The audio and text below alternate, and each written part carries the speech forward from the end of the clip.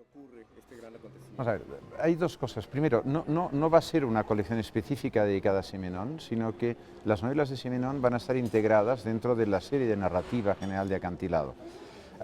Si bien es cierto que por el número de novelas firmadas con el nombre de Georges Simenon, pues va a suceder que van a salir bastantes ejemplares o bastantes títulos al año. Mi idea es que salgan entre 6 y 8, a pesar de que tampoco excluyo que pueda haber un número mayor.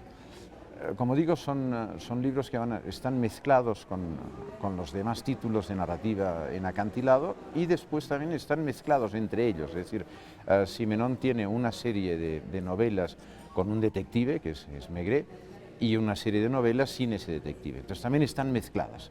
De hecho, los dos primeros títulos que han llegado a México, que son Pietre el Letón y El Gato, uno de ellos son los casos de Maigret, que es Pietre el Letón, mientras que El Gato no. El Gato es una historia de incomunicación entre dos personas mayores que se casan para conjurar su soledad y que acaban encontrando que están mucho más solos después que antes, ¿no? ¿Por qué Simenon?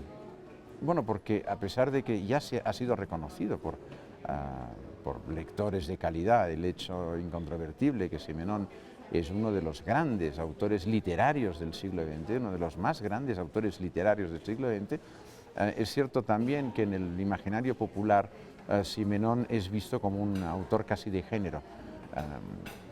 Es decir, unos libros que uno puede leer y que lee con gusto, pero que después se olvidan porque lee quizá otros, ¿no?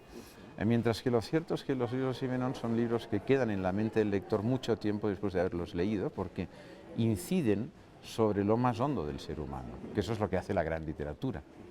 Inciden sobre puntos nucleares del ser humano, con un estilo que es un estilo muy transparente, y eso a veces ha llevado a equívocos, porque un estilo muy transparente se ve como un estilo muy sencillo, pero es falsamente sencillo, es un estilo extremadamente complejo que exige en su traducción una gran calidad. En Acantilado ha sido obsesión mía volver a traducir todo Simenon, es decir, retraducir los libros, volverlos a presentar en traducciones muy cuidadas, hechas por grandes traductores y presentadas al público español. Y finalmente, ¿por qué ahora y no antes? Perdón, bueno, pues porque ahora los libros, los derechos de Simenon estaban libres y ahí me lancé yo y los agarré, ¿no? Hasta hace relativamente poco los derechos no estaban disponibles, pero la editorial que había publicado sus libros con anterioridad decidió que no quería continuar y inmediatamente me metí. Insisto, porque creía que había que hacer una operación, que es la operación que estamos haciendo ahora, ¿no? de mostrar al público lector cómo Simenon es un gran escritor del siglo XX, uno de los más grandes. Así es. Bueno, es que yo diría que en realidad todo gran escritor atrapa a sus lectores, ¿no? Cada gran escritor tiene sus armas concretas para atraparlo, ¿no? Y Simenon tiene, por descontado, las suyas. Pero, en efecto, yo creo que usted ha definido muy bien que es la gran épica del hombre común, del hombre contemporáneo, es decir, la capacidad de Simenon para acercarse al hombre común de nuestros días. En un momento alguien lo comparaba, yo le comparo también con Balzac, pero él decía, no, Balzac habla de los banqueros, de los financieros, de los políticos, los escribe muy bien. A mí no me interesan ni los banqueros, ni los financieros, ni los políticos, me interesa el hombre desnudo. Y su aproximación a eso que él llamaba el hombre desnudo, y que en el fondo no es más que la cualidad de lo humano, es lo que le da esa extraordinaria calidad a él como escritor, conjuntamente, claro, con su estilo, que es realmente un estilo muy engañoso, insisto, porque da la sensación de que es un estilo muy plano, muy poco trabajado, cuando es un estilo de una complejidad y una riqueza extraordinaria. De ahí la necesidad de tener que traducirlo de nuevo y darle ese realce. A ver, cuando hablo de realce quizá no me explico bien, porque no se trata de añadir nada, sino simplemente de trasladar lo que está en francés al español, de trasladarlo en su mayor pureza, ¿no? De Simenon, que aprendió el oficio escribiendo narrativa de género, con seudónimo, no con su nombre, Simenón empezó como periodista y un día decidió ser novelista, se dio cuenta que para ser novelista se requería un oficio. Entonces, que él no sabía dónde aprender ese oficio, lo aprendió escribiendo novelas de género, hasta que firmaba con seudónimo, hasta que un buen día decidió que ya podía escribir con su nombre, ¿no? Y entonces es cuando empieza Simenón. Bien, pues yo creo que el hecho de haber escrito novelas de género, policíacas entre otras cosas, le dio la ocurrencia, se le apareció la idea de que podía usar la novela policíaca, pero con unos repliegues y unas perspectivas de todo nuevas. Fíjese que históricamente la novela policíaca desde Edgar Allan Poe hasta Conan Doyle o lo que usted quiera, vamos, o Agatha Christie, es una novela de intriga que va muy bien para leer en las salas de espera de los aeropuertos o de los ferrocarriles, porque le tienen a uno con el ánimo suspendido intentando descubrir quién ha sido el asesino. Ahí hay un detective muy fino, muy perspicaz, muy inteligente, que viendo una mota de polvo sabe la edad del tío que ha pasado por ahí, el color de su pelo, de su traje y cómo se llama su señora tía. Y al final acaba descubriendo al asesino.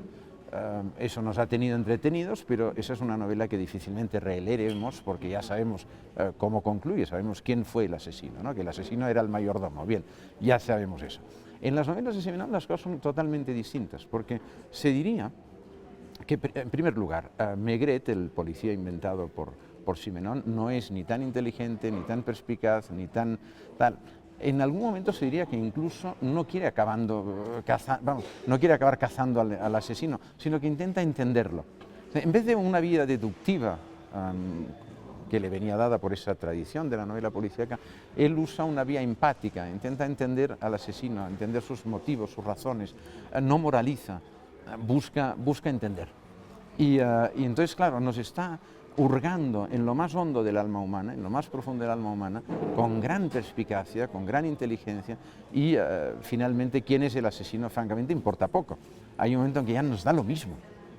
Lo que nos está hablando Simenón, yo pienso ahora en Pietre el Letón, por ejemplo, la que ahora acaba de llegar a México, que es la primera en realidad de Maigret,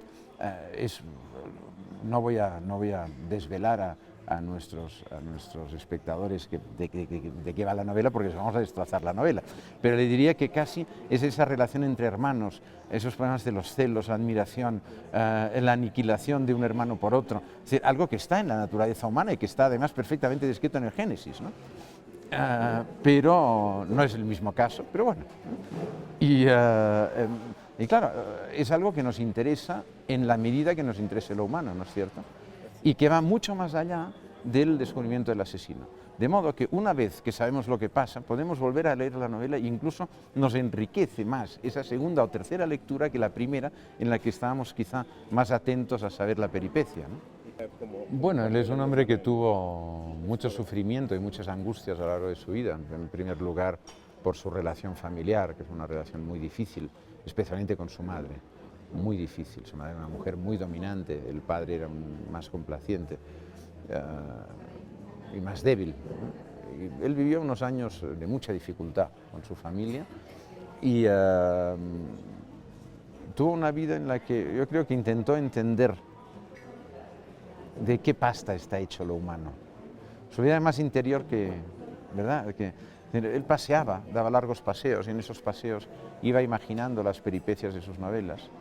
Y finalmente, cuando tenía todos esos personajes en la cabeza, los hacía actuar escribiendo, en un ejercicio catártico extraordinario. Escribía encerrado, no dejaba que nadie le molestara, escribía las novelas en 10 días o en menos y salía con 5 kilos menos, porque había sido una lucha titánica con esos personajes, a la caza de lo humano, el descubrimiento de lo humano.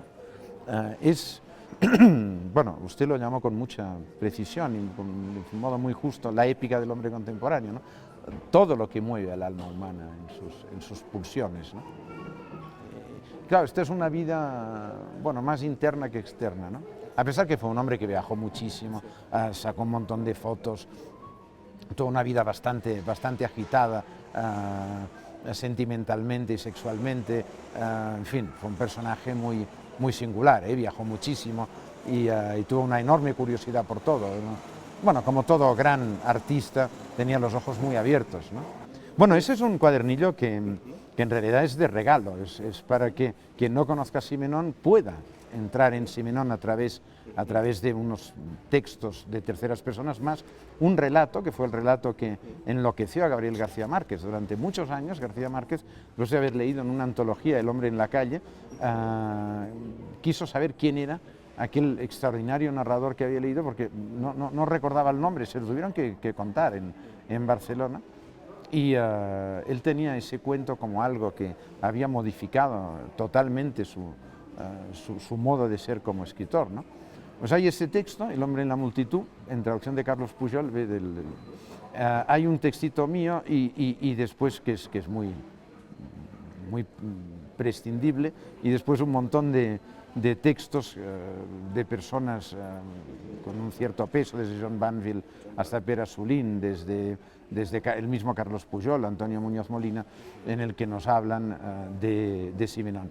Y detrás hay unas cuantas frases de personajes que estimaron muchísimo a Simenón en vida, ya desde Walter Benjamin a Federico Fellini, con quien fue muy amigo, de Charles Chaplin a Henry Miller, de Céline, de Luis Fernand Céline a Max Jacob, y de Max Jacob a Roberto Calasso, Martín de Riquero, Somerset Maugham. Ahí ha habido, Simenón ha tenido de siempre lectores muy advertidos que han sido muy fans de Simenón. Bueno, yo lo único que diría es que quizá merece la pena entrar en Simenón de nuevo con una visión y un estado, iba a decir un estado de espíritu distinto a como quizás se podía haber leído en otro momento, digamos, pensando que es algo más que lectura de entretenimiento, porque además de entretener, que entretiene extraordinariamente, uno sale bastante consternado y que tiene la sensación de que esos libros perduran en su memoria durante muchísimo tiempo. Muy bien. Jaume, pues muchas gracias.